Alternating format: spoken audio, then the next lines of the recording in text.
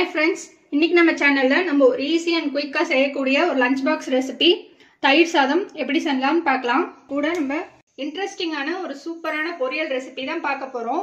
ரொம்ப ஹெல்த்தியான ஒரு டேஸ்டியான பொரியல், கேரட் பீன்ஸ் பொரியல். இது நல்லா கலர்ஃபுல்லா பார்க்கிறதுக்கு சூப்பரா டேஸ்டியா இருக்கும். இப்போ நம்ம தயிர் சாதம் ரெடி பண்றதுக்கு ஃபர்ஸ்ட் ஒரு தாளிப்பு ரெடி பண்ணிக்கலாம்.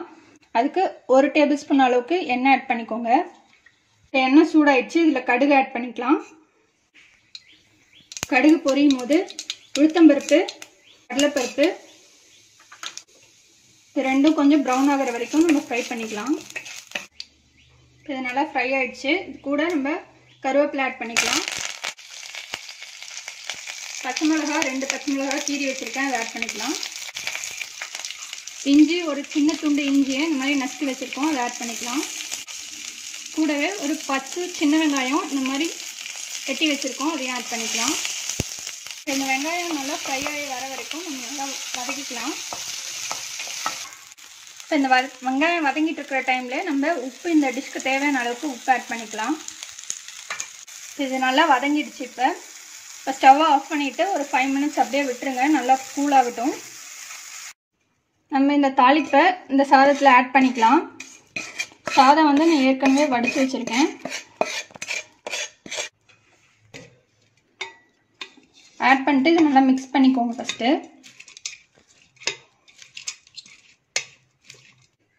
இப்போ இது கூட நம்ம தயிர் ஆட் பண்ணிக்கலாம். ஒரு 1/2 லிட்டர் அளவுக்கு தயிர் எடுத்து வச்சுருக்கேன், அதை ஆட் பண்ணிக்கலாம்.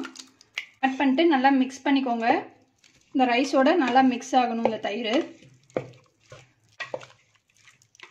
உப்பு நான் தாளிப்புலேயே போட்டிருக்கேன், செக் பண்ணிவிட்டு இன்னும் தேவைப்பட்டால் நீங்கள் உப்பு போட்டுக்கலாம். பாருங்கள், இது நல்லா மிக்ஸ் பண்ணியாச்சு. இது கூட நம்ம கொத்தமல்லி தழை ஆட் பண்ணிக்கலாம். ஆட் பண்ணிட்டு நல்லா கலந்து விட்டுருங்க. அவ்வளோதான், நம்ம தயிர் சாதம் ரெடி ஆயிடுச்சு. இந்த கேரட் பீன்ஸ் பொரியல் பண்ணுறதுக்கு நம்ம 3 மீடியம் சைஸ் கேரட், ஒரு 10-12 போல் பீன்ஸ் எல்லாம் கட் பண்ணி வச்சுருக்கோம். இதை வேக வச்சு எடுத்துக்கலாம். இப்போ நம்ம பொரியல் பண்ண ஸ்டார்ட் பண்ணிடலாம். அதுக்கு மண் சட்டியில் நம்ம பண்ண போகிறோம். மண் சட்டி சூடானதுக்கப்புறமா ஒரு 2 டீஸ்பூன் அளவுக்கு கடலை எண்ணெய் ஆட் பண்ணிக்கோங்க. எண்ணெய் சூடானதுக்கப்புறமா இதில் கடுகு 1 டீஸ்பூன் ஆட் பண்ணிக்கோங்க. கடுகு பொரிய ஆரம்பிக்கும் போது கடலைப்பருப்பு 1 டீஸ்பூன் அளவுக்கு ஆட் பண்ணிக்கோங்க. இந்த கடலைப்பருப்பு நல்லா ப்ரௌன் ஆனதுக்கப்புறமா கருவேப்பிலை ஒரு கொத்தை ஆட் பண்ணிக்கலாம். கூடவே ஒரு மீடியம் சைஸ் பெரிய வெங்காயம் ஸ்லைஸ் பண்ணி வச்சுருக்கோம், அதை ஆட் பண்ணிக்கலாம். இந்த வெங்காயம் நல்லா ப்ரௌன் ஆகி வரணும், அது வரைக்கும் ஃப்ரை பண்ணிக்கோங்க. பாருங்கள், வெங்காயம் இந்த அளவுக்கு வதங்கி வந்ததுக்கு அப்புறமா நம்ம இதில் சாம்பார் பொடி 1 டீஸ்பூன் அளவுக்கு ஆட் பண்ணுறோம். மஞ்சள் தூள் 1/2 டீஸ்பூன், மிளகாய் தூள் 1 டீஸ்பூன், உப்பு தேவையான அளவுக்கு.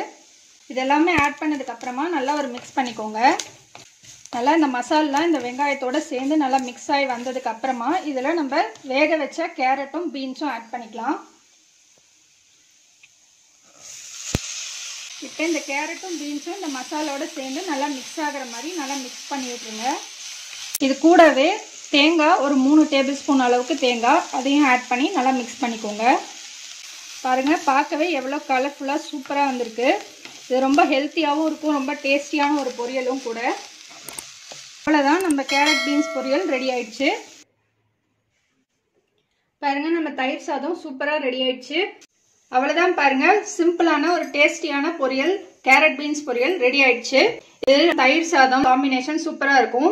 இது ஈஸி அண்ட் குயிக்கான lunch box recipe. So try பண்ணுங்க. ட்ரை பண்ணிட்டு உங்கள் கமெண்ட்ஸை போஸ்ட் பண்ணுங்க, உங்கள் ஃப்ரெண்ட்ஸோட ஷேர் பண்ணுங்க. எங்கள் சேனலை மறக்காம சப்ஸ்கிரைப் பண்ணுங்க. இன்னொரு இன்ட்ரெஸ்டிங்கான வீடியோவில் நம்ம மறுபடியும் மீட் பண்ணலாம். தேங்க்யூ.